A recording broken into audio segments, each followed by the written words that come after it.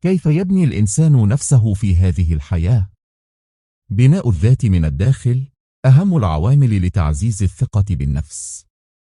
الثقة بالنفس ليست سمة تولد معنا، بل هي مهارة يمكن تطويرها وتعزيزها بالممارسة والجهد الواعي.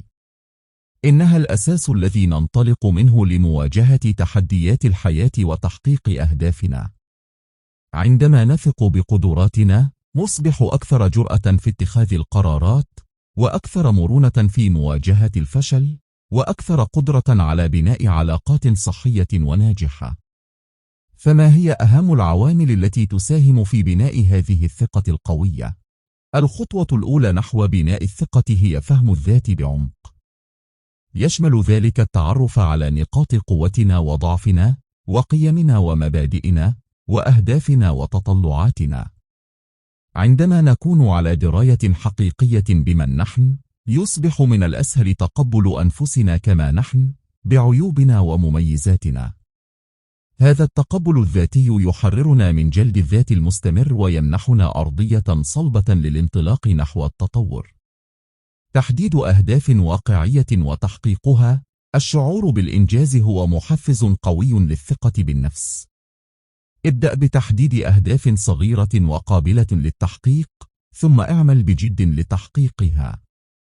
كل نجاح مهما بدا بسيطا يعزز إيمانك بقدراتك ويدفعك نحو تحقيق المزيد.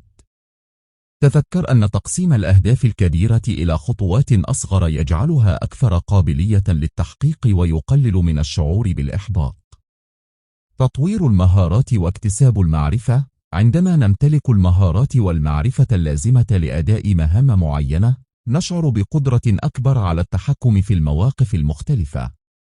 استثمر في تطوير نفسك من خلال التعلم المستمر، سواء كان ذلك من خلال القراءة أو الدورات التدريبية أو اكتساب خبرات جديدة. كلما زادت كفاءتك في مجالات مختلفة، زادت ثقتك بقدرتك على التعامل مع تحديات الحياة. الاهتمام بالصحة الجسدية والعقلية. صحتنا الجسدية والعقلية تؤثر بشكل كبير على شعورنا بالثقة. ممارسة الرياضة بانتظام، واتباع نظام غذائي صحي، والحصول على قسط كاف من النوم، وإدارة التوتر كلها عوامل تساهم في تحسين مزاجنا ومستوى طاقتنا، وبالتالي تعزيز ثقتنا بأنفسنا.